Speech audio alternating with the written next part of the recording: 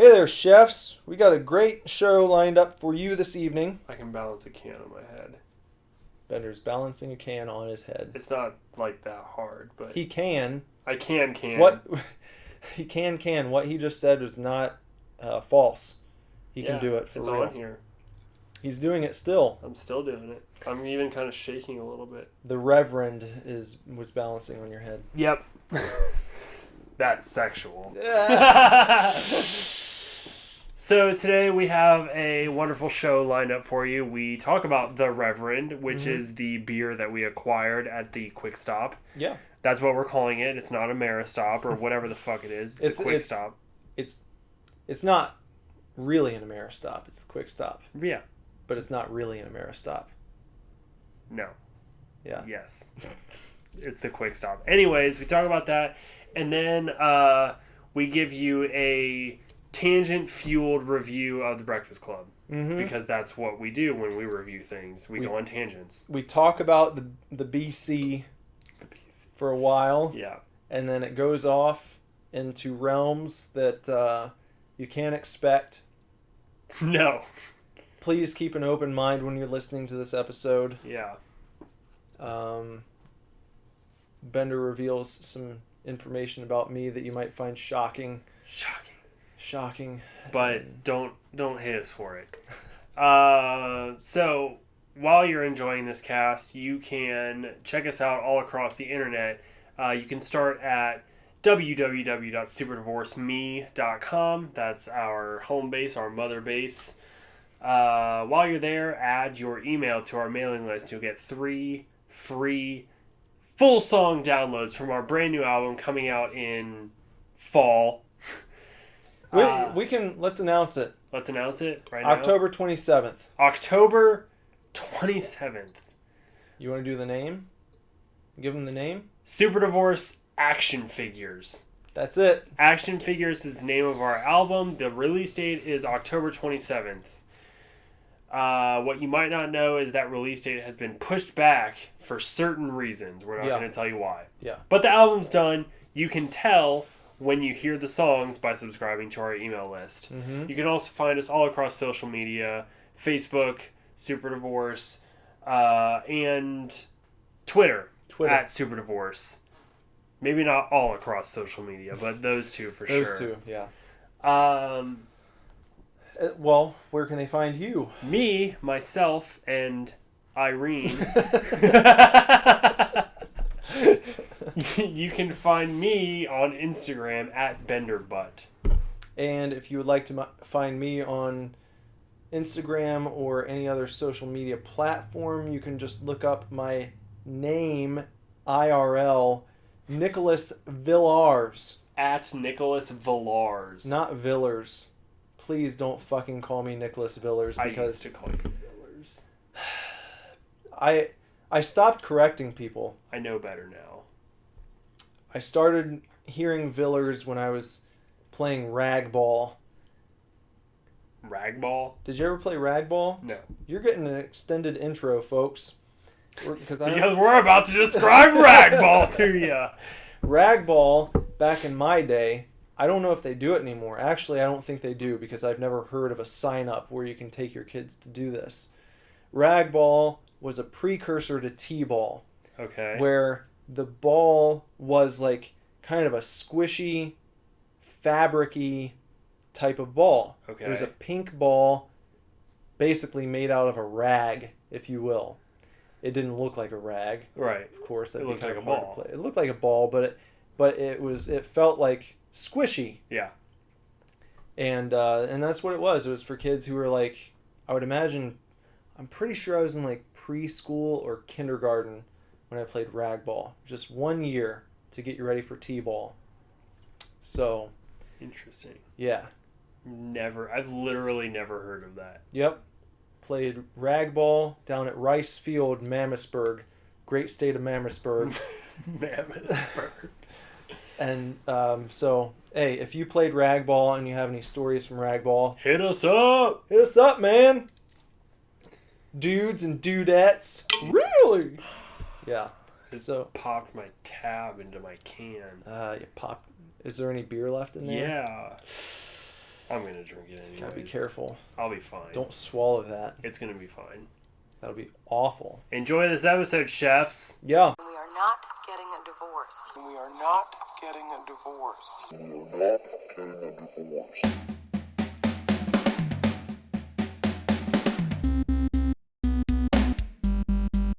Hey man, welcome to the SUPERDIVORCE SUPERCAST. This is Nicholas. And Bender. We're going to start off the evening before we get into our Breakfast Club episode. Yeah, which I watched last night. This is pretty cool because, we've done it before. We were like, next week's show will be about this, and we do it. But I feel like our track record hasn't been the best on that. No, and part of that, not to make excuses, but recording kind of threw a wrench in all of the planned stuff for a while, and we really we put a lot of mental effort into that, so we had to relax for a bit, a couple weeks. But we just got back from our walk. Yes, which hopefully you guys have been watching Super Divorce Gets Beer. Mm-hmm. It's a fun little show, and we got permission from our friend to record in the store next week. Yeah. So we're going to do that. We won't have to cut the camera next time. Nope. Which is pretty cool. 3 episodes in, already getting to film in the store. We went with, what is this, Avery Brewing Company's The Reverend Belgian-style quadruple ale. I've never seen the word quadruple spelled out. You haven't? No. It's the first for you here? I think so. It's a very odd-looking word. I feel like you probably had it on a spelling test at some point. I've never had to spell the word quadruple. It's a good-looking word. It's weird, but it's a pleasing letter combination. Quadruple. I feel like I've seen it written out before, but I feel like if you would have asked me to spell it, I don't know that I would have ended it with P-E-L. Like, P-L-E seems like the more obvious. Quadruple. Maybe there are 2 spellings. Maybe this is like an old style. Like the difference between shop and shoppy. Yeah.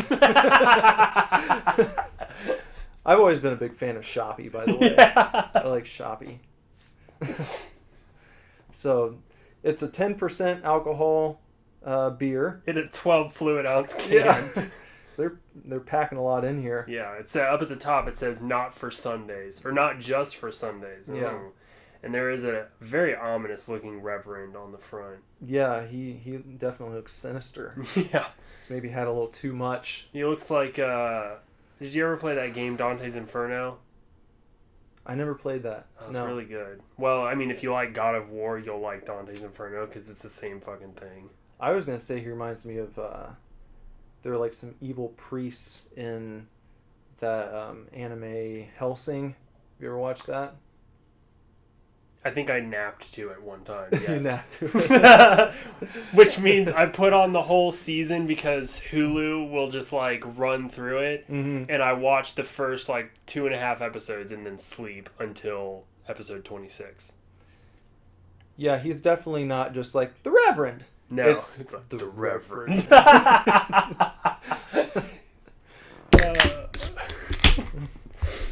All right. Belgian style quadruple ale. Yeah. Cheers. Cheers.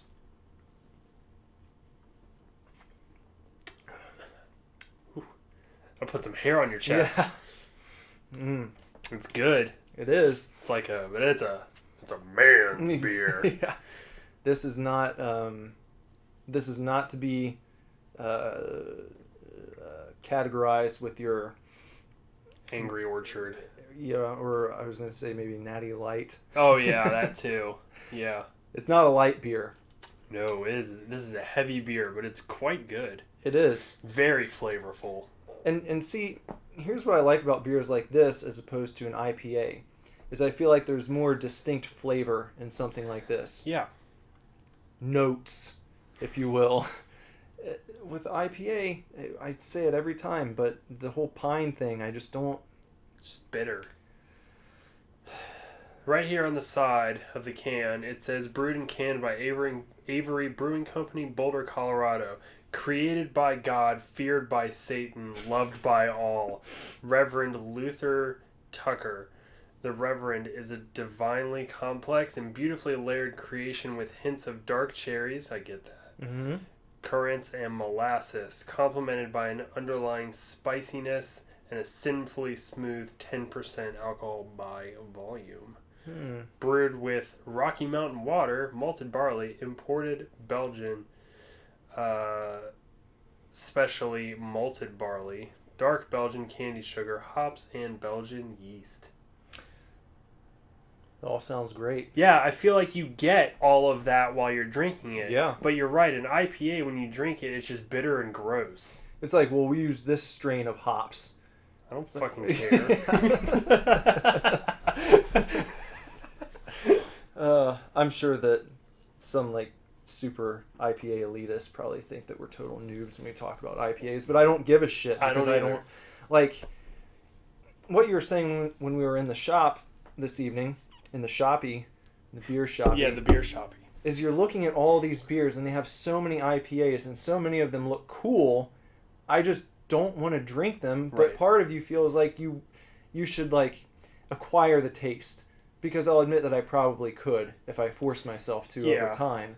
It's just I'm so uninterested right now because there are other beers that I already enjoy that I know I will like. So it's like, is it worth it to keep buying beer that you don't like for however long and hope that someday it's going to taste good to you?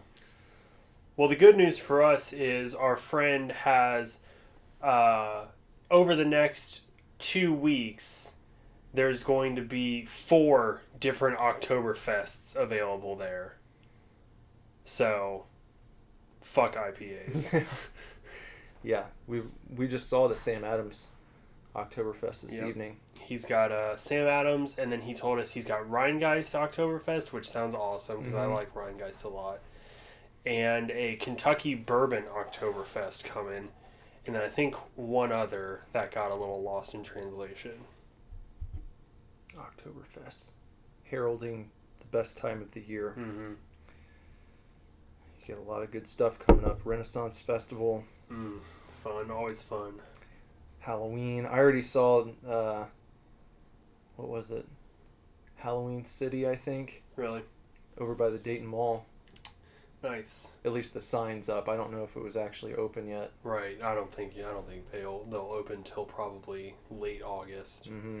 Maybe even like Labor Day. Michael's Craft Store is already carrying all of their Halloween Town. The Spooky Town stuff. Yeah, I know yeah. Kyle and Trinity are like super into the Spooky Town things. Yeah, he sent me a bunch of pictures the other day. That's cool. Cool little stuff. I'd like to do something for Halloween. I don't think I might not be able to this year. We'll see. But like I always want to just like go balls to the wall with a Halloween costume. Mm-hmm. I think, soon I'll be able to. Maybe this year. Yeah. So okay, go ahead. What was I gonna say? Shit. Oh no. What were you gonna say? So we watched The Breakfast Club. We did. Well, you did. I did. You had my copy. Yeah. I've seen it enough that I feel like I can speak with you competently about it. Probably. Without having just watched it. But you just watched it last night. I did. All right. So, right off the bat, thumbs up or thumbs down? Thumbs up. Easily. Yeah, easily. Compared to the other maybe 80s movies of its type that you've seen, where do you feel it ranks? I don't know how many of I don't the know how John many I've Hughes. seen either.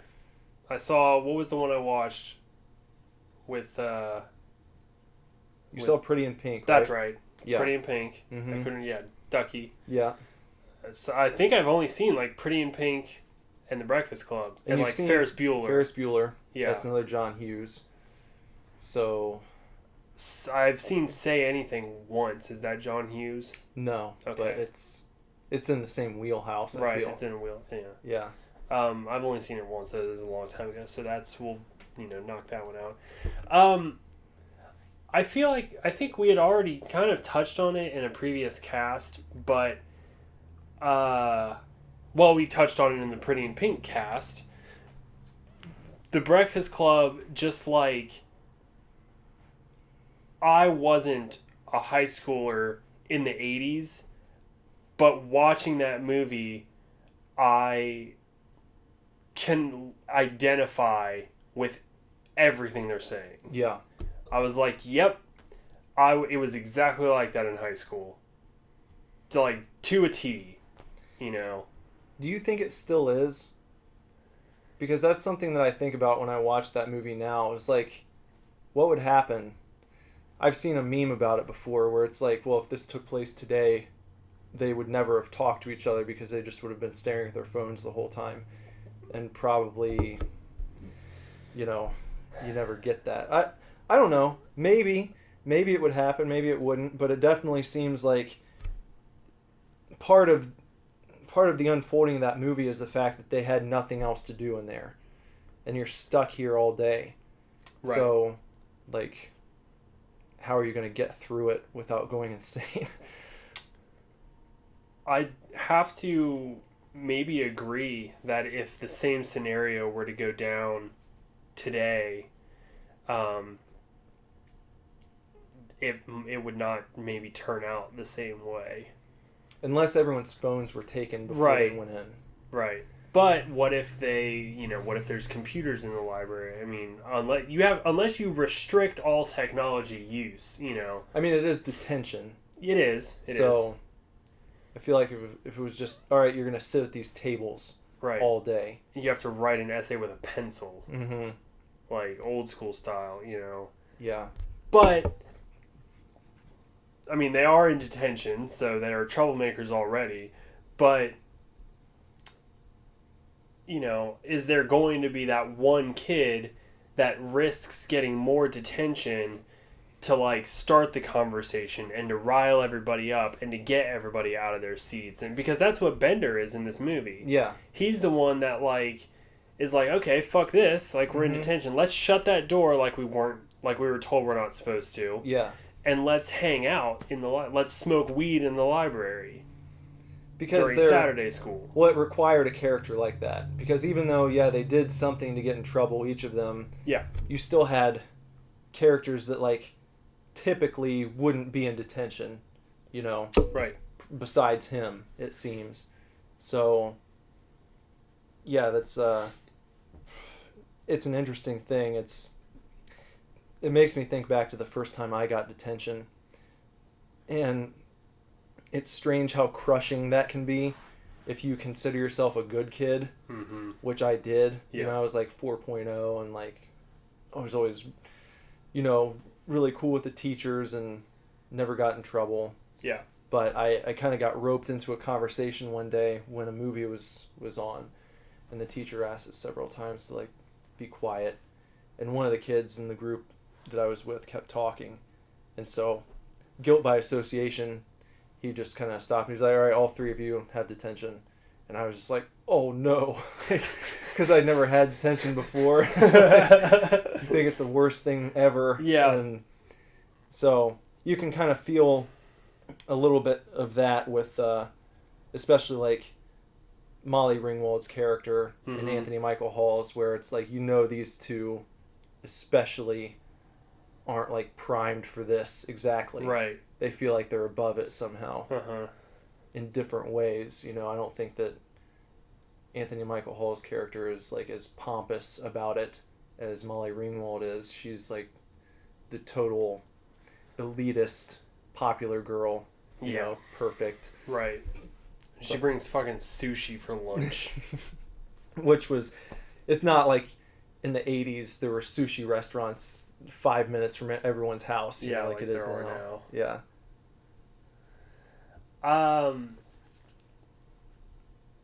I just enjoyed the movie. It's just identifiable on every level. I mean, you can be any age and just identify with it. And I don't think that anybody is too exaggerated. Mm-hmm. Like, I think that's another thing that John Hughes somehow was just able to tap into, was that not only did he make these characters that are relatable, but they're so well relatable because they don't take those relatable characteristics and exaggerate them into a Hollywood style. Yeah. You know, like I've never been, I'm not a kid from the wrong side of the tracks, but like I identified with John Bender's character, you know, just being like outcast and, not getting love and affection from his parents and being the punching bag and whatever, and then acting the way he does because of it. Like, you can obviously tell, well, he's this way because that's how he gets treated. Yeah. Like when he kind of goes off at one point, mimicking the conversation between him and his dad. Yeah. And it gets really intense there for a second. And you feel how real that is to him. And but it reminds me of some kids that I was friends with in school who kind of had it rough in that way. And so, like you said, it didn't feel like, even though these are all like, they're all stereotypes in a sense, but they don't feel stale or like phoned in. It's like, of course, most people fall into some category. You can't avoid that. But like a problem that writers have in fashioning a character that does fall into a stereotype, especially in like a high school film, is being able to still make it unique somehow. And even though they do fall into like the category of like the kid from the wrong side of the tracks, or the pretty popular girl, or the jock, it's like this movie hits those categories, but the way that they're represented is done so that it doesn't feel like your intelligence is being insulted. Right. They feel real. Yeah. So, yeah. It's one of those movies where every time that I happen to see it on TV, I just stop and let it play from wherever it is. I can watch it a million times. I feel like she had the smallest role, but I really liked the what do they call her? Ali Sheedy's character. Yeah, Ali Sheedy, the basket case. Yeah. Yeah. I liked her character a lot. Mm-hmm. I think she's just almost like, even watching the movie, like, you don't know sometimes whether or not she actually struggles with like some sort of mental illness. Yeah. Because like there's the part where, she's talking about like being sexually active and everything, trying to get Molly Ringwald to admit whether or not she's done it. Yeah. Have you done it yet? Yeah. But then she's, Molly Ringwald like says she hasn't, and then she's like, neither have I. Like, I'm a virgin. I'm just a pathological liar. Yeah. And you're like, she might be a pathological liar. Right.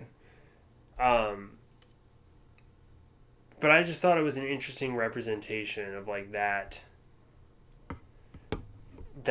stereotype. Mm-hmm. Because again, I feel like I knew people like that in high school who were just like weird and just completely misunderstood for whatever reason it was. Like they just were. They were socially awkward, and that's how they were.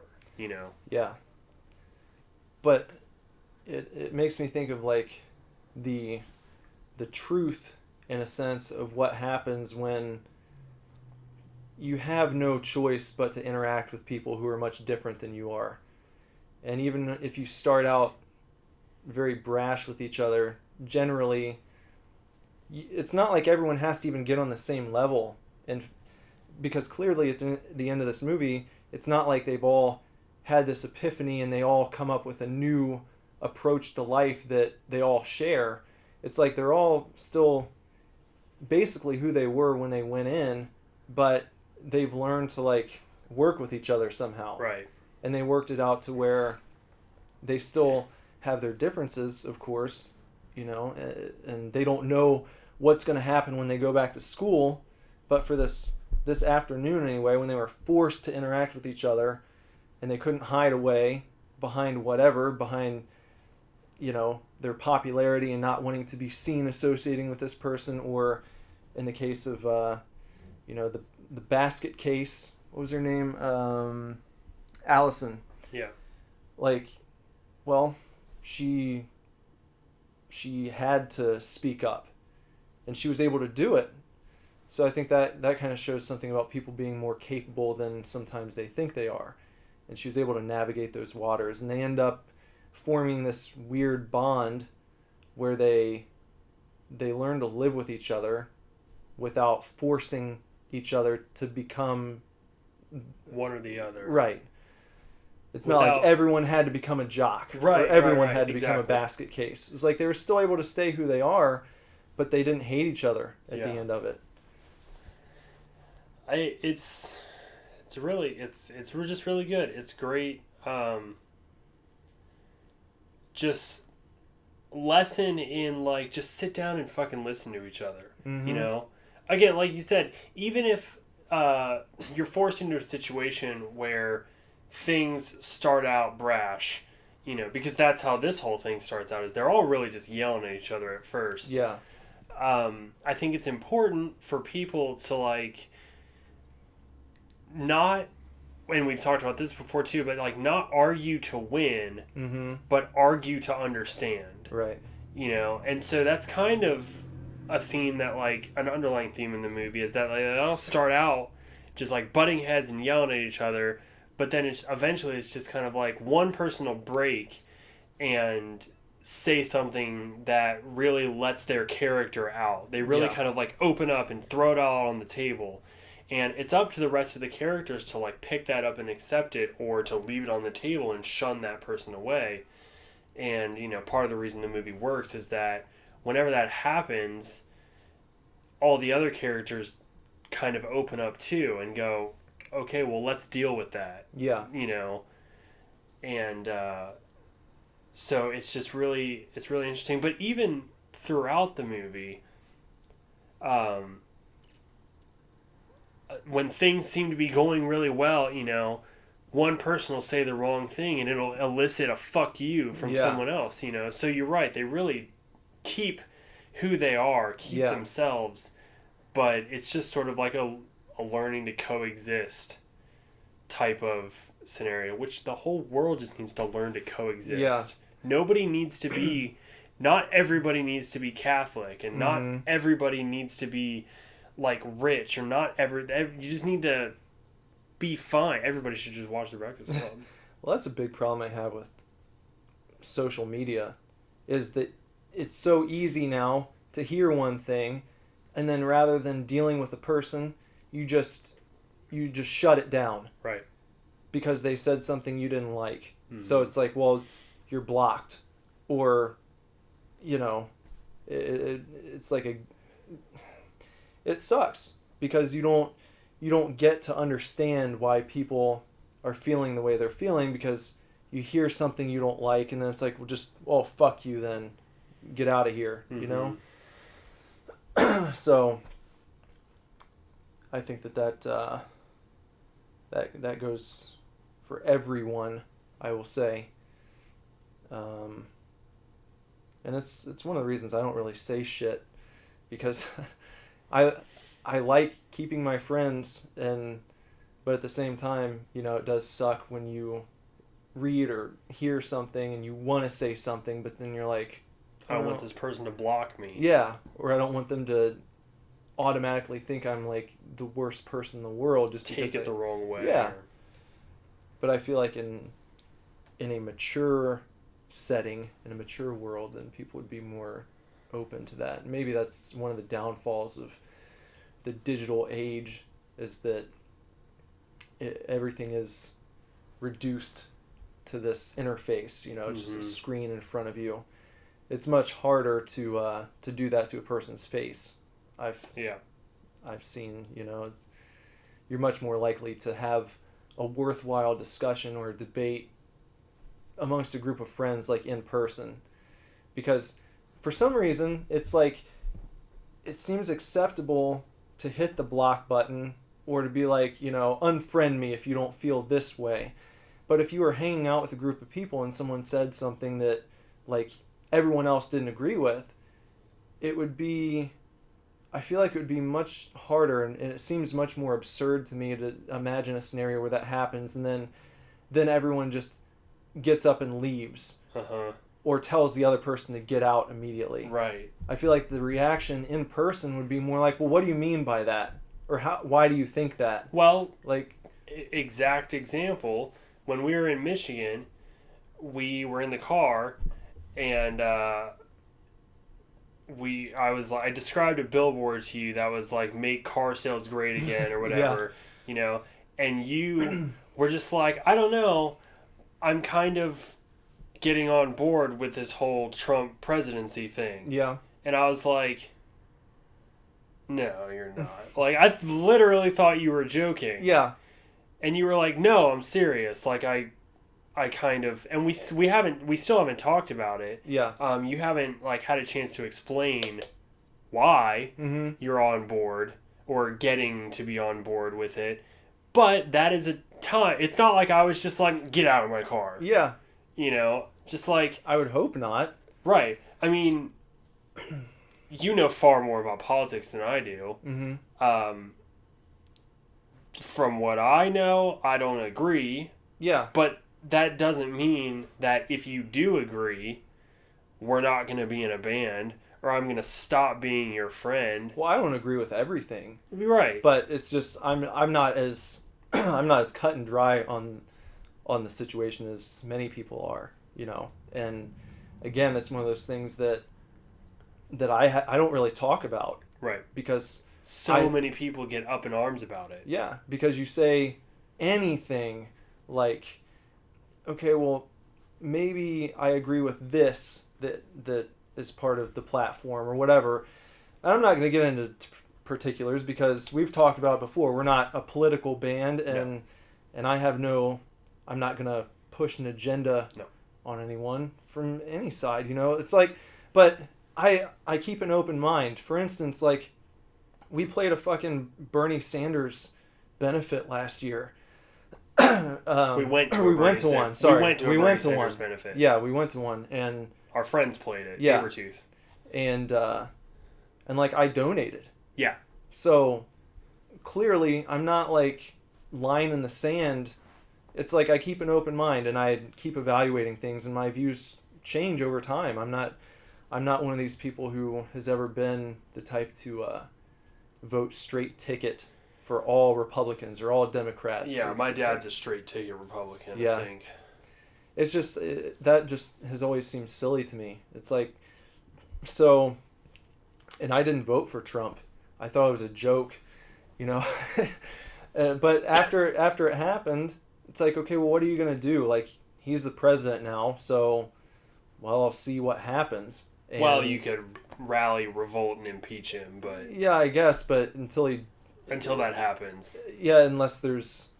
You have to do something worthy of being impeached to get impeached. It's not just like people don't like you, so you're impeached now. It's like, well, so let's see what happens. And that's kind of where I've been. And again, not everything has been kosher with me, but I'm just not in the camp who's ready to ostracize anyone who supports the guy, or because I know other people who are like totally gung-ho about him, or certain issues that I still disagree with, and it's like, isn't that part of like the dynamic of interacting with people, is still being able to move past that somehow, instead of saying, well, unless you agree with me, unless you change your opinion, then fuck you, because that's the fastest way to get someone to resent you, right?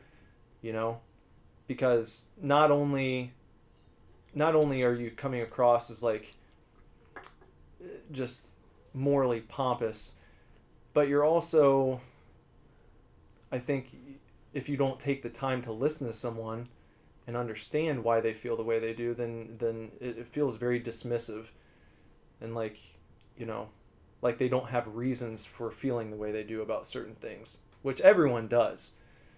So it's a bit of a shit show.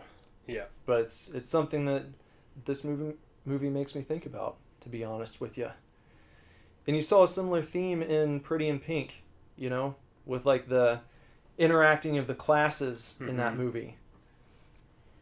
And I think you have to be able to do that. You have to be able to work with people. And if there's ever a movie about Trump's presidency, yeah, like let's say, just hypothetically, nothing against or for or anything. yeah, Let's just say hypothetically his presidency like goes down in flames. Like something happens and he does get impeached. He's like the third president to ever be impeached or some shit. Or whatever. Just something crazy that deserves a movie about him. yeah. James Spader for Donald Trump. That would be amazing. That would be amazing. I think he would nail it. I'm sure he would. Yeah. So James Spader, if you're listening, you should play Donald Trump in a Donald Trump movie. I'd totally be on board with that. That would be so awesome. You know, I still never saw the George W. Bush movie where Josh Brolin played him. Oh yeah. Did you ever? I think it's called W. W. Yeah, wasn't it an Oliver Stone movie? Pause. I'm pretty sure it was. I don't know. I was just never interested. Nah. Well, I definitely wasn't a Bush fan, so I can say that with confidence. Yeah. Again, well, maybe I'll start a political talk show. I won't do that. I'm just kidding. You know what I really liked in Breakfast Club, Pretty in Pink too. In Breakfast Club was the dancing scene. Yeah. Specifically because like nobody dances more 80s than Molly Ringwald. Like it was the dancing scene, as short as it was so good. Yeah. I was like, I need to learn how to do this for when we perform, because it is a very distinctly 80s dance. Yeah. That both Molly Ringwald and Judd Nelson are doing. They're doing two different styles, but it is wholly 80s. Yeah. And I was just like, what I wouldn't give to be in an 80s club where everybody is dancing the same way. Well, hopefully people will dance that way at our shows. Yeah. That would be nice. It was excellent. I was watching it and I was just like, okay, I need to learn how to do that. These are good moves. This is a good move. The foot thing that he does with Ali Sheedy's character, Allison. Bender and Allison. Loved it. So good. How do you feel about the hookup at the end? Oh, between the basket case and the jock and the princess and the criminal. Yeah. I will say, I think like the cliche exists because of this movie. Yeah. Like in future high school movies, the jock going out with the weird girl and stuff like that. Maybe it probably didn't start in this movie, but that's what. I'm sure it's happened plenty of times in real life. I'm sure it has too. I've dated girls that are not, no tattoos and blonde hair and whatever. But what I was saying, I think the hookup, the switcheroo, the only part of the movie that was a little like, I mean, it makes sense, and I think that especially Molly Ringwald and Judd Nelson, Bender and Claire. Yeah. I think they're more believable than Andy and Allison. I don't know why. Maybe it's because with Bender and Claire, their personalities are really, really strong. Yeah. So it's almost like you feel that chemistry when they clash. And you're like, okay, well, I see how this might lead to the whole opposites attract kind of thing, where it's like, no, I fucking hate you so much, I love you kind of deal that they end up with their... the other one, yeah, I mean, like, I can see it. It's not like it doesn't make sense. But I don't like how Molly Ringwald... I don't like how Claire gives Allison a makeover before she goes to Andy. Yeah. I was like...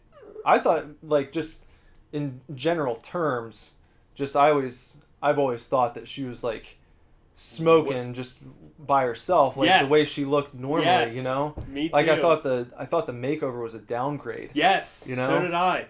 Way hotter Yeah. as, like, the goth weird kid. Yeah. Way hotter.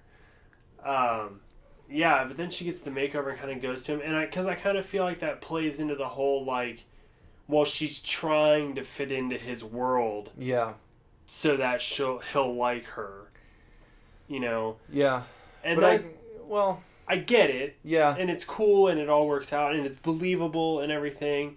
I just felt like that was the only part of the movie where I was just kind of like, predictable, you know? Yeah. To play devil's advocate on that, I suppose you could also say, well, maybe she liked dressing that way, but she just didn't feel like it was her bag, kind of. Right. So she felt confident enough by the end of it to try it out, or something. Or couldn't afford to dress that way. I mean, her parents ignored her all the time, so there could have been any number of reasons she didn't dress that way. But no, I definitely thought she was hotter as a goth kid. Yeah. Might be our kind of. Sorry to interrupt you. Just want to tell you good night. Oh, good night. Good night. Say have a good podcast. Have a good podcast. Thanks, buddy. Okay. Love you. Love you. Bye-bye. So yeah, it might have been just like I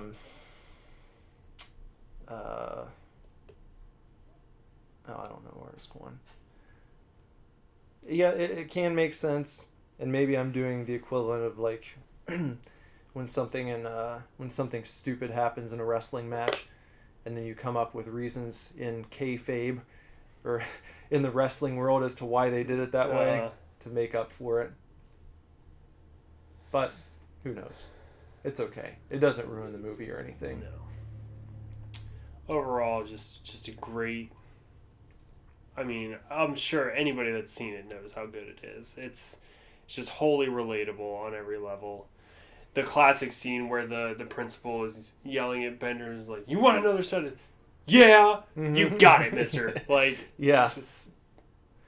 He's so good. He's just like... He's such a dick at the right times, you know?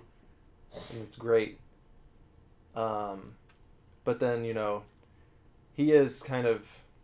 Then you get the vulnerability, you know, and he's exposed when it looks like he's going to get his ass kicked by the principal, you know? Yeah. And ends up kind of cowering. And you see, okay, well, yeah, this is just a high school kid. Well, you know, even when he fights Andy... Yeah. And Andy wrestles him to the ground immediately, he backs up... Yeah. A lot and pulls a knife. Yeah. You're like, okay, he's not really that tough. Yeah. And he knows it. Mm-hmm. Judd Nelson carries that movie, in my opinion. I mean, all of the characters are great, and they're strong. Yeah. Everybody does a really good job, but he carries that movie for sure. Well, he's definitely the most memorable, I feel like. Yeah. When you think of The Breakfast Club, you think of Judd Nelson first and foremost, I feel. And it's it's funny to think of Anthony Michael Hall in that role. Yeah. With what he did after. Well, I mean, he kind of played the nerdy character a few 80s movies. Well, he did the nerdy character in Breakfast Club and 16 Candles. No, Weird Science. Weird Science. Mm-hmm. I Or thought yeah, that he was in 16 Candles because too. he does yeah. he gets the panties. Yeah, Right? yeah. I was thinking Pretty in Pink, and Yeah. No. that was the other dude who played Ducky. And I can't- Which movie has Long Duck Dong in it? 16 Candles as well. Yeah. Yeah. Mm-hmm. And also Anthony Michael Hall. Two Yeah. nerdy kids in Yeah. one movie. Long Duck Doll. Yeah. I think that I don't know, like it's become this thing where I love The Breakfast Club, but I've also grown a very deep appreciation for Pretty in Pink. Just it's another one where the characters are so strong in that movie again. And Pretty in Pink is really good when dealing with a different aspect of not necessarily... I mean, you don't have as many stereotypes as you do in Breakfast Club. You've just got the rich and poor. yeah. But they very accurately represent like both sides of it. Mm-hmm. So it's really, really believable and relatable. Yeah. Even as somebody that kind of like skirts the middle, Mm-hmm. you know, like I guess technically I'm poor, but I don't feel like I'm poor, you know. Yeah. But I mean, I remember having some friends in elementary school, and there's one time that comes to mind. I remember like walking around our neighborhood, and these other kids that went to school with us passed by, and it was weird because like our neighborhood was separated by this road in West Carrollton, and I was on, it was almost like the good and bad side of the tracks. Like I was on the good side, if you will, you know, and then my buddy, he lived on the wrong side, and his parents were, you know, they weren't wealthy or anything, but they were good people. They just didn't have much, and we were walking around one day, and these kids that we went to school with passed by, and they looked at him, and they're like, "Where'd you get those clothes? Goodwill?" And I felt really bad for him, and it was just like, that sucks, you know, but I feel like, you know, but that never bothered me, you know, to hang out with people who other people saw as not having much money. It's like, well, who gives a shit, you know? How inconsequential to feel like you can only hang out with people who are well-to-do, you know? And I feel like, I don't really think that I was, like, looking back, but I feel like I was that kid when I was younger. Like, a lot of my friends had, like, bigger houses and or, like, more toys, or, you know, they had, like, nicer houses. But then again, like, a lot of them lived in, like, subdivisions. Yeah. And I didn't have a concept for, like, what that meant. Yeah. And, of course, I appreciate my eclectic house more. But, a lot of my friends had nice houses. I had one friend that his parents got divorced while we were in school, and then both of them lived in apartments, so anytime I'd hang out, I'd go to an apartment, and that really felt noticeable. Yeah. You know. But kudos to that kid. For his entire life, all the time I'd known him, he wanted to be a pilot, and I friended him. He friended me on Facebook maybe a year ago or so. He's a fucking pilot. Kindergarten, Yeah. maybe, wanted to be a pilot. He's a goddamn pilot. So, you know, good for that kid. Cool. But just, you know, on topic, I know the feeling. I know the feeling that there is in 16 Candles, you know? There were girls at school. If the roles were reversed, there were girls at school that I might not have talked to, or would have been weirded out if they talked to me, because they, you know, had a way nicer house than me, or lived in a different part of town than I did. Yeah, and then you feel weird meeting the parents and all that stuff. If Yeah. You're not like up to that level. I dated somehow. a girl in high school whose house was like bananas. Yeah. Yeah. And she was younger than me too. Like, when I was a junior, she was a freshman. But her sister was in my class, which makes it even more weird. But, yeah, their house was like totally bonkers. That seems like it would be strange. Was the girl in your class ever like around when you went over there? Was that strange at all? Not like all the time. Mm-hmm. Sometimes. And we were friends, but like, and it was almost like I started it out as a joke. Mm-hmm. Like because we were friends, and she told me that like I was in the drum line, and she was like, "Oh, my sister's gonna join the drum line," and I was just like, "I'm gonna date her," you know. Like, it started as a joke, but then like I did actually end up dating her. I dated another girl when I was a junior whose brother was in my class. Mm-hmm. Like, I don't know why. Maybe it was weird. Well, you know, you're all kids at that point. Like, I look back and think about how... It's not like I was like banging or anything, yeah, you know? Yeah. Well, it's weird to me. When you go into high school, I remember being a freshman and looking at like senior girls and being blown away by like how much older they seemed. Yeah. And now it's like, I feel like if I looked at any high school kid, I'd be like, any of them. I don't know if you're in fucking 9th or 12th grade. Yeah, like, exactly. You look like a high school kid. I know that exact feeling. Yeah. When I was a freshman, maybe this is why it wasn't weird. When I was a freshman, I hung out with a junior girl. Mm-hmm. And just like thought it was like, and her like boyfriend that she was rocky with, so they weren't dating, they had broken up, but it was rocky. Mm-hmm. He was in college, so it was like she was a junior, I was a freshman, he was in college. I was like, man, like I got it going on right now. You know. But you're right. Now if I go to like the Fenwick Festival, and there's a bunch of kids running around, I'm more like, I don't know if you're a senior in high school or you're in 7th grade. Like, you're a child. Yeah, I had a huge crush on this girl when I was in 10th grade and she was a senior. And it took me months to finally, like, go up to her. She was, like, a teacher's aide in my science class. And I would just, like, stare at her. Yeah. Like, every time she came in, like, oh, my God, I want to talk to her so bad. And I finally did, and we went out one time, and I look back, and it was, like, the worst date ever. It's like, I just had no fucking clue, like,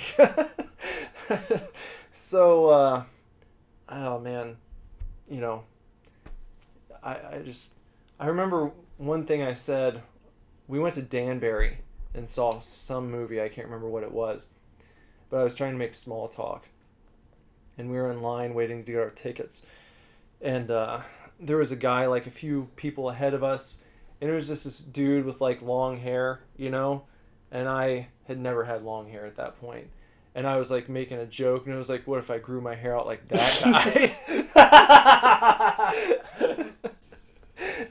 Which I did. Yeah. Like the next year. And so funny. Yeah, man, when we were watching the movie, she had like fucking Sour Patch Kids in the cup holder, like on her right side, and I was sitting to the left of her, and like, so I was like, I'm just gonna get some Sour Patch Kids, and I like reached around her and like tried to get some, you know, and then just left my arm there, and she was like smooth, and I was like, Yep. Yeah. It was so like awkward. High school is the worst. Like, I don't know that she would have been. I don't know if she really felt bad about the way things went. It was just like I felt so stupid afterwards that I just didn't talk to her again. You know? Yeah. I can relate to that. So, yeah, really, really awkward. Yeah, dude, when I was a freshman, like, I asked out a number of people, and every single one of them was like, I just want to be friends. Uh-huh. It's like, just kill me.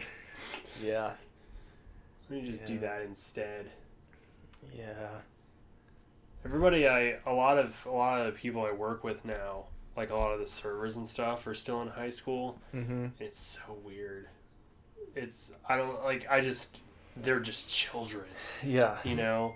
I was talking to, and like I have things in common with them, like I get along with them well enough, you know, but I was talking to this girl the other day, and I was just like, I made a reference to that movie Big Fat Liar with Frankie Muniz and Paul Giamatti. Yeah. Do you remember that? Mm-hmm. And the big deal, even in the previews, was like Paul Giamatti his skin turns blue. Yeah. That's all I know about it. I know, exactly. I never saw it. That's all you know. Yeah. I never saw it either, but like, that's fucking all you know. Yeah. And I made a joke. I like lied about something and then made a joke. I was like, man, I hope Frankie Muniz doesn't show up and turn my skin blue. And the girl was like, what? And I was like, you know, like that movie. And she was like, what movie? And I was like, Big Fat Liar. And she was like, I have no idea what you're talking about. And I was like, how old are you? And she was like 17. And I was like, why are you working? Like, Oh man. why are you not in school in the summertime? Like, That makes me like on the show Psych, one of the main characters, Sean, is constantly like referencing like 80s movies, yeah. and they almost always go like over the head of whoever he's talking to. So that's just what makes me think of like now we're getting to the point where we're gonna reference like 90s shit and people just are gonna have no idea. Or early 2000s even. Yeah. Which I guess that's when that movie came out. But when you said that, like the first thing that popped into my head was like, and I'm gonna look it up in a second and see how accurate it is. I haven't thought of that movie in probably like 10 years, if maybe longer. Yeah. Whenever it came out. But I feel like the cover is like Paul Giamatti, like a close-up of his face, like something like that, and he's blue. And maybe like Frankie Muniz is like in the background, like a little smaller or something. I think it's either that or like he's kind of like forward with his face all crazy, and then Frankie Muniz and like his girl partner are like back to back. Like, let's look up the cover for Big Fat Liar. Let's see. Big Fat... Oh shit. It's like the exact opposite of what I was thinking. Hold on. Just waiting for it to... Another time, just like literally this week, one of the server girls was listening to like Fergalicious on her phone or whatever, and she was like, "Oh, throwback!" And I was like 16 when this song came out. Like, it's so weird. Yeah. I'm like really into early 2000s music. I was like, God. Is that how people feel when like we say we're into like 80s shit? It's just like there's in the 80s, I think any sort of like stigma about that, like everybody is into 80s something. That's how I feel about the 80s decade. We can at least say that we were born in the 80s. We can. Like, I was born in 85. What were you, 88 or 89? 89? Okay, well, you're still... I'm still born in the 80s. You made it. I was only like 4 months, but I'm in there. Yeah, look. Okay. Paul Giamatti was in the back. Is that Amanda Bynes? It is. I didn't know Amanda Bynes was in it. I used to love her, by the way. So did I. I had a big crush on her. Frankie Muniz and Amanda Bynes and Paul Giamatti. Back when... I mean, I would have been really young, but I had a crush on her like when all that came on. Mm-hmm. I'm probably about her age, I think.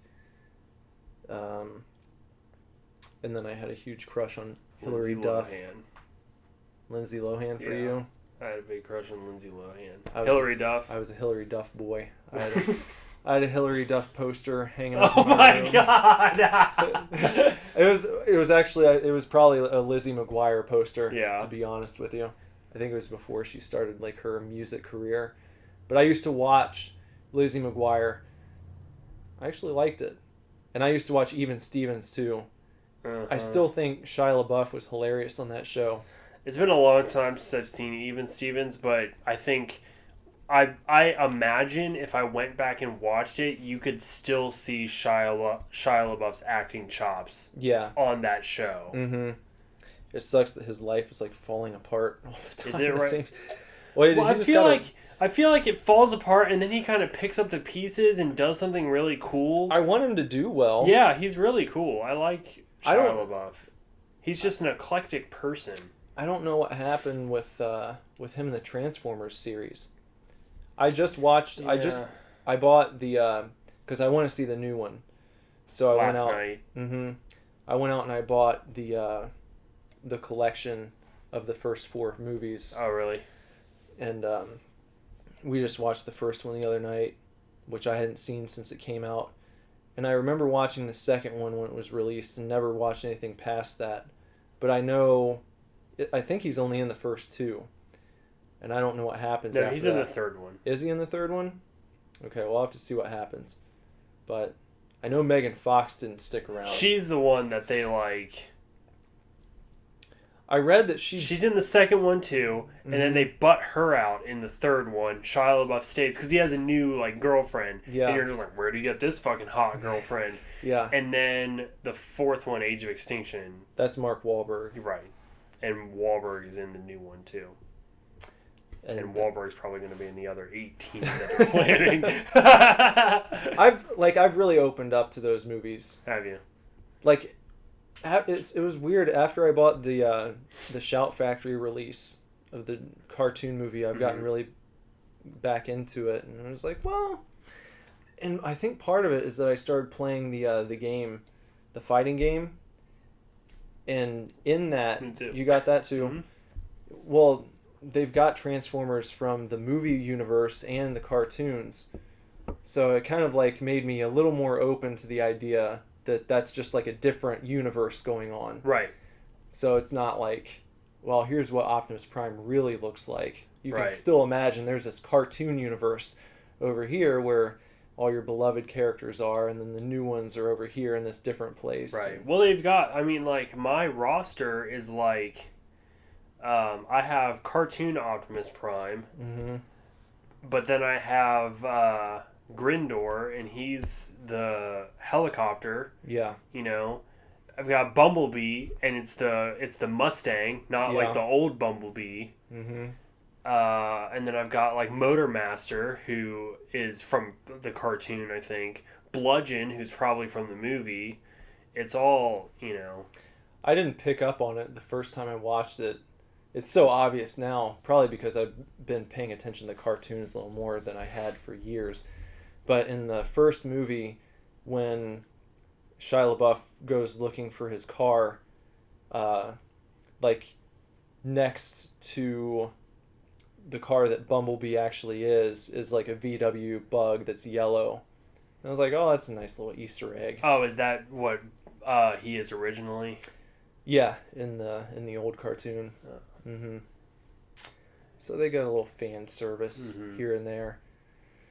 But Yeah, I have also in that game, I think I have Hot Rod from the new movie, The Last Night. Mm-hmm.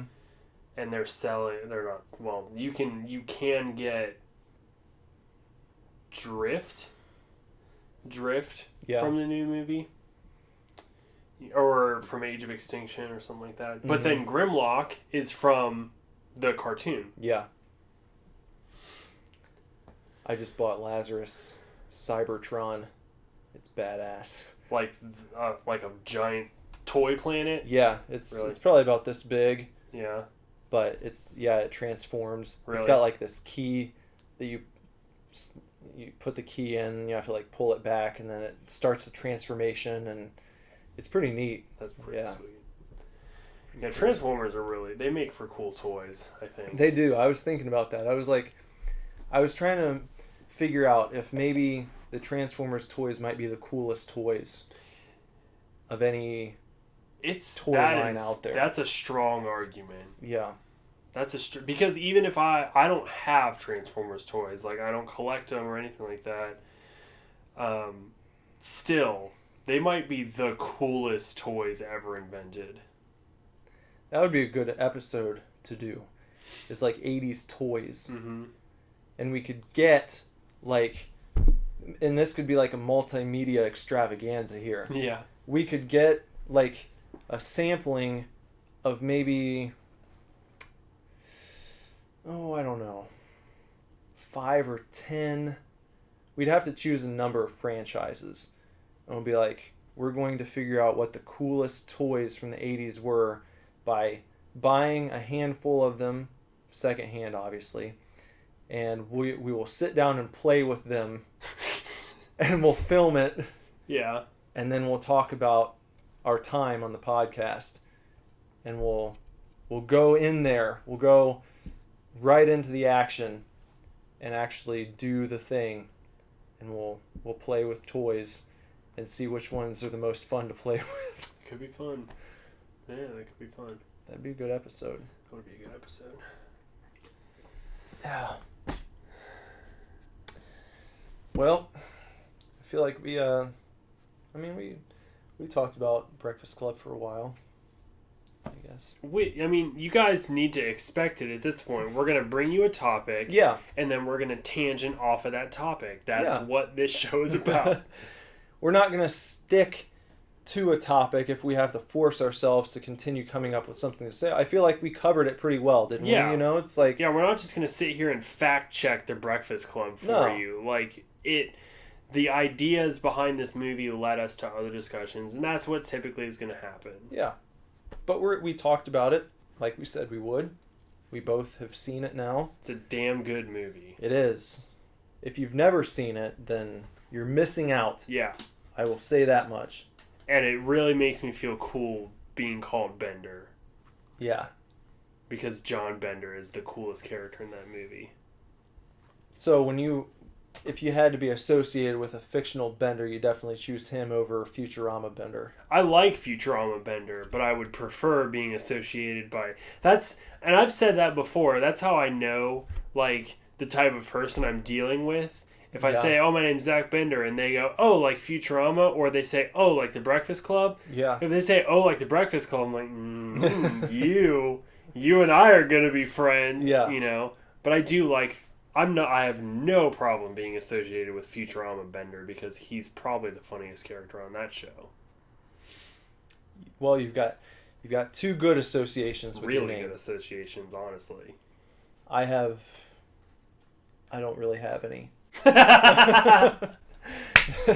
There's no famous Villars from media. What about Nick's? I mean, Nick Jr. Nick at Night. Nick Jr. Nickelodeon. I used to get that. You know, people would do Nick. You know, if you don't know what that is, then you're too young for me. You're too young to listen to this podcast, probably. Nickelodeon. But Nick's for kids. It's one reason I knew I couldn't name my son a junior. He couldn't be a junior. Nick Nick Jr. It wouldn't work. It would ruin his life. Nick. And people would have picked up on it at some point. Oh yeah. Because everything's coming back, especially 90s stuff. Mm-hmm. You know, which is weird that's like the new nostalgia. It is, because I'm like, I'm sure that's how our parents felt when like 80s stuff was coming back. Like now 90s stuff is starting to be in style, and I'm just like, I was there. I don't. Why is this happening? I mean, there's cool stuff there. Yeah, there's stuff it's cool. in the 90s. Like, I loved it. I loved growing up during that time, but now that it's coming back into fashion, it is kind of neat to like go to the store and see that I can get Shout Factory versions of like Rocko's Modern Life and I need to kind of stuff. Put those on my list of things to pick up because they're always at Walmart. Mm-hmm. Cat Dog, Hey Arnold, Rocco, you know, all of it. It's always there. Mm-hmm. I just need to pick it all up. Yeah. And it's nice that you can buy the entire series. And we can branch into the 90s a little bit. Yeah, we can. On our topics, I think. Yeah. I don't want to go like I don't want to go too far into it. You know. Right. But I feel like early 90s is pretty mixed in there with the 80s stuff. Next week we're doing Hall & Oates, right? Yeah. We talked about that. The week after, I want to do this movie called Inner Space. Have you heard of that's it? a great movie.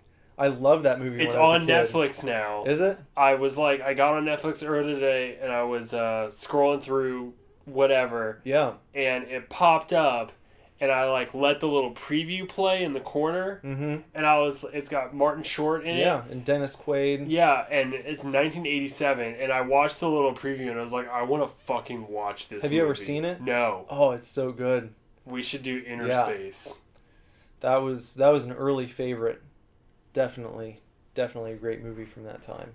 Yeah, I'd totally be down to talk about that one. Yeah, because I feel like that's one that, the guy that directed Gremlins did it. Yeah. So, but I feel like Inner Space is one that I never heard of it until I saw it on Netflix. Yeah, it's really good.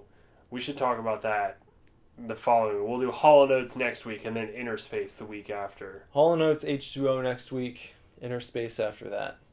That's your little lineup for right now. And we're going to stick to it because I really want to see Inner Space. I don't know why, but I was like, this looks awesome. Maybe we can get together and watch it. Yeah, that would be sweet. All right, well, train rolled right along tonight. Yeah, it did. So, hopefully you guys enjoyed it. Beer rolled right into my belly. I'm super buzzed. You a little buzzed? A little bit. You're going to have to stick around for a minute. Probably. Yeah. 10% alcohol by volume. Maybe we can, I don't know. Play a little Dead by Daylight if you want. That sounds so stressful. Maybe. Or you can just watch me play. Yeah. Just watch me play this game. It'll be fun, I promise. Yeah. Maybe you can let me hook up the VR for a minute. Oh yeah, you can do that. Play some of that Battle Zone. Yeah. I've been wanting to play it ever since I played it the one time. I've been wanting to play my VR lately, but every time I think about it, I'm just like, well, I'll play Counter-Strike instead, because it's really easy for me to just open it and play it. It's what we were talking about over at Josh's. The rigmarole of getting out your VR and all that. I get that, but I'm like, if I had one, I feel like I'd play it a lot. I'm super into it. Mm-hmm. Every time, I've only had it on a handful of times, and I just think it's the coolest thing. It really is. I'm taking nothing away from it. Yeah. This is all about me being lazy. Yeah. And nothing about the PSVR. Right. It's fucking cool. Mm-hmm. But that's for another time. Yeah. We should just go. Let's go. Let's go. We're gonna go play some PSVR for a little while. Here comes the outro. Yeah. Bye.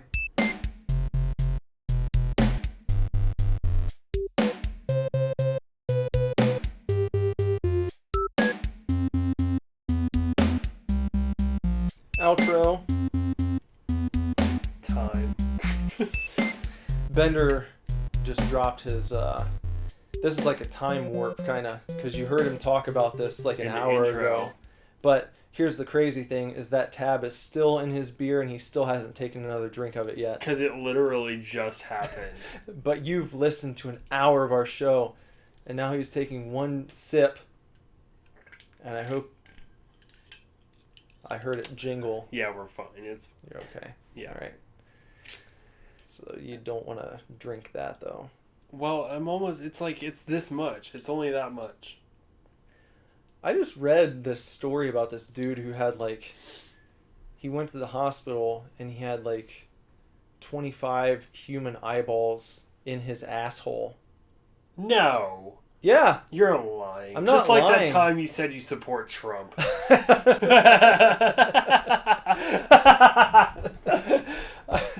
No, look it up. Okay, alright. Hold on, I have a comment on Instagram. Oh, it's just a heart. Gotta check that IG. I do. I'm on IG all the time, guys. At BenderButt. Follow me. What am I looking up? 25 eyeballs in asshole? Am I about to type that into Google? Yeah. Right, okay. Here we go. I could 25 be... The number could be a little off. I'm being general here. Eyeballs in asshole. It was some number of asshole. Some number of assholes. He had 16 assholes in his asshole. Wyoming man found with 30 eyeballs 30? Stuffed up his butt. It was more than I thought. Casper, Wyoming. Police made a routine traffic stop early Thursday morning and got more than they bargained for when, name shall remain anonymous. I'm not going to say it. Stepped out of an El Camino, of course he did, for a field sobriety test, and Casper police noticed several eyeballs slide from his right pant onto the road. What? Feeling they could have a potential murderer on their hands, police quickly drew guns and cuffed Anonymous. Anonymous assured police the eyeballs were not human, but instead cow eyeballs he had pilfered from something I can't read because my page isn't loading. He pilfered It says them. pilfered. From something meets a slaughterhouse where he's employed as a butcher. And he takes eyeballs.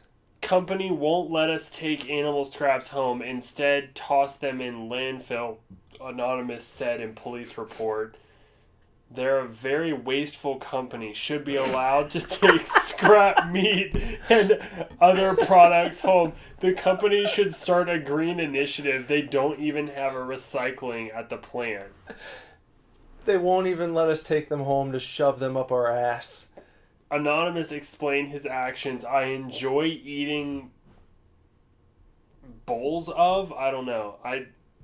Bovine. I enjoy eating bovine eyeballs, and smuggling them out in my colon was the only way I knew how to get them out without potentially getting caught and fired. Anonymous told police he estimates he has smuggled several thousand eyeballs from the plant over the last few months. Oh, the games people play. Check us out on the internet at superdivorceme.com, facebook.com/superdivorce, and Twitter at superdivorce. If you want to find me, like I said, you can find me on Instagram at BenderButt, and you can find the handsome gentleman across from me on almost any social media at Nicholas Villars. Thanks for listening to Eyeballs in Buttholes. We'll see you next week. Bye, chefs. Super divorce. Hey, chefs. First ever Super Divorce Supercast addendum. What else would prompt it but this man who shoved several thousand bovine eyeballs in his asshole over the course of several months. It's not like he did this over the course of 10 years. No, several months. He shoved thousands of eyeballs up his butthole, and then he went home and ate them.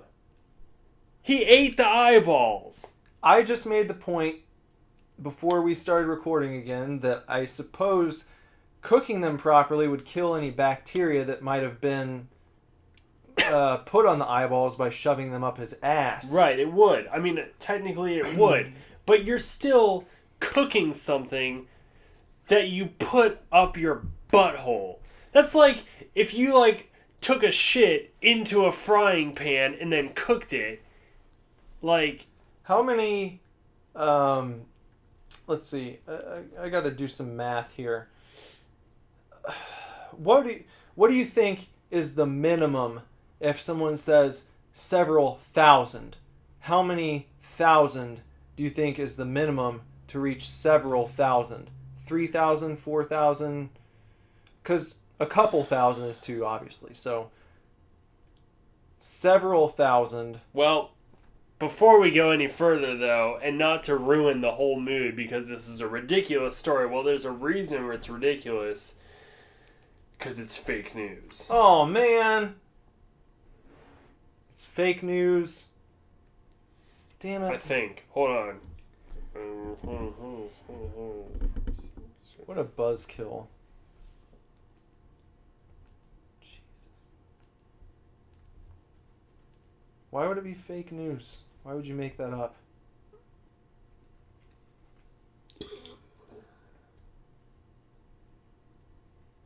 Bender's looking here. He's trying to vet this story and find out if it was fake news or not. See if it's very fake news. How can you tell the story was made up? There are several indicators that this story was fake. First, no other major media publication reported the strange story of, well, the fake Roy Tilbert and his fetish for cow eyeballs as real news. Second, the photo included in the crazed article shows a man named James Joe Nordwall and not Roy Tibbet, a serial rapist who was sentenced to 100 years in prison in 2014. Finally, Crazed disclaimer states that all articles found on the website are for entertainment purposes only. So Crazed is the website that originated the article. Oh. It's fake news. Nobody shoved 30 eyeballs up their butthole. I choose to believe that people in Wyoming do shove bovine eyes up their ass and drive home with them because their companies are wasteful. Okay. Alright. This is a way more unsatisfying addendum than I wanted it to be. But yeah. But you know what? We have to fact check. Because that's what Super Divorce is all about. We don't want you guys going around and telling your friends about this guy who shoved eyeballs in his ass if it didn't really happen. And it didn't, it sounds like. Apparently it didn't. And to be clear, I didn't say that it happened for sure. I said I read this happen. Yeah. And I thought it was a very strange news story to happen upon. It is a strange news story. Well, with a little more investigation, Super Divorce has gotten to the bottom of things, and you will get debunked it. You will get no fake news from Super Divorce. The story of real Roy Tilbert turned out to just be Old Man Smithers in a mask. Ruh-roh. So unsatisfying. But, you know, I don't know. What are you going to do? I'll tell you what I'm going to do. I'm going to play some PlayStation VR. That's what I'm going to do. You're going to play it.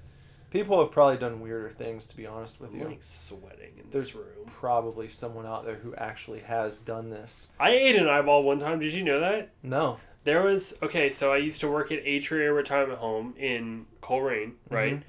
And at the time I was working with my chef, Chris, that like took me from place to place. Anyways, we had a pig roast. We had like a Hawaiian pig roast one time. Like a luau. Yeah.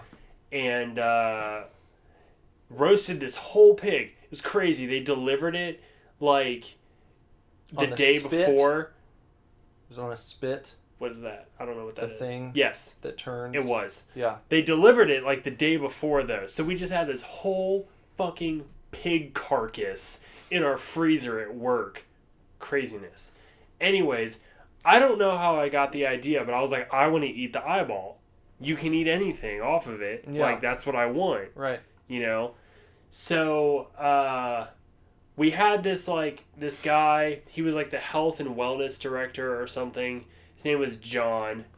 I think he went by Jonathan, which is so pretentious.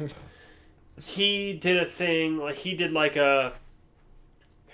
going to raise money for some such whatever, who's going to pay for me to eat this eyeball. So he got like the one eyeball, and it was a whole thing, and he ate the eyeball in front of everybody, all the residents and everything. And then my chef just had the head of a pig, just, you know, he had it on a plate in front of him, and he just like spooned the eyeball out and was like, do you want this? And I was just like, I fucking said I would. Like, I want it. Was it cooked? Yes. Yeah, the pig had been roasted, you know, for several hours. I probably had already eaten some cheek. Mm-hmm. You know, we ate some pork, some good ham. Yeah, good. You know, it was all pulled. It was mostly, you pulled it all, but it was just like, cook this thing down. Anyways, he just like spoons out this eyeball, just like you would see in any horror movie, and hands it to me. And it's just this fucking eyeball, you know. Did it have like was there like stuff attached? A little bit. Like where it went into a little bit. And, you know, it wasn't super round. Yeah. You know, it wasn't like this perfect marble. Was been cooked. Yeah. So it was very kind of like, it was more like a spoonful of jelly. Yeah. Than, you know, what you would imagine scooping an eyeball out to look like. An obelisk. Right. It was, yeah. So I ate it. Yeah. I ate it. And I gagged. Not gonna lie. The texture of eating an eyeball is just the absolute worst thing. But I swear to whoever is up in the clouds, it tasted like bacon. Really? Yeah. Wow, what a revelation. Swear to God. Wow. Or whatever else. So it was like a kind of a bouncy ball filled with jam that tastes like bacon, maybe. More like, honestly, not even a bouncy ball. Like, imagine if you were to eat a spoonful of jelly that had a crust on top of it. Okay? Because it was very, like, it just really wasn't formed. Okay, like, I don't know why it's so important, but I'm stressing it wasn't a formed eyeball. It was, he scooped it out, and yes, there was a little, like... Maybe, like, I'm imagining that maybe the outside layer is almost like the caramelized top of, what do you call that? Like fucking... Like, what is that? I don't know what it is! What's it called? Creme brulee? Yes! Yeah. Creme brulee. Okay, so you crust... Yeah, it would be like creme brulee, but in like a little disc. Yeah. Or circle-ish. Yeah, like a spoon of, you know, if you just like took a spoonful of creme brulee, and you have that nice like crust on the top of the spoon, but then under is all jelly. Yeah. Like, imagine that. And it's, again, like I said, it's not a formed but it tastes sphere. like bacon. It tasted like bacon. It tasted like gross, wet, fatty bacon. Wet? Like, it was dripping? like slimy, you know? Yeah. Like, you eat it, and, like I said, like jelly. Like, imagine just taking a spoonful of jelly. Like, I love peanut butter and jelly sandwiches. Yeah. I'll eat peanut butter by the spoonful. I do not think I'm going to be dipping a spoon into some grape jelly and eating it. You know what I mean? Would you have another... No. Probably eyeball? Not. Probably not. I wonder if the cow eyeball tastes like steak. I don't know. I'm not going to find out. It was... I had to hold my... I didn't throw up. Yeah. I had to hold my constitution, though. Like, I gagged a little bit. It was a tough experience, but it tasted like bacon. Well, there you go. This 10% alcohol, for real, man. Yeah, no joke. No joke. The Reverend, Drink it. not just for Sundays. No. It's no joke. It's good beer. Go get yourself a Reverend and talk about some movies and see if you can maybe get a hold of some fucking pig eyeballs, and don't put them in your butt, but just eat them. I feel like you can probably buy them at your local butcher shop. You couldn't you? Eyeballs? Yeah. I imagine. I mean, people sell pig's feet and right. frog legs and all that shit. Probably go to the... If nothing else, you could probably go to the butchery at Jungle Gym. Oh, yeah. And get... Maybe try out some eyes next time. I mean, in the scheme of things, when you're talking about eating an animal, there's something noble about that. What, eating an eyeball? Yeah. Like you're using all of the animal? Yeah. You're like, know? ooh, well, that's not what I want to eat. It's like, well, I'm going to. Yeah. This thing gave its life so you could continue to have sustenance, you know? It tastes like bacon, a little jellyish, but maybe you deal with it. Yeah, it was disgusting. All right. Well, I guess we'll see you next week. Okay, seriously, bye guys. Bye. Super Divorce.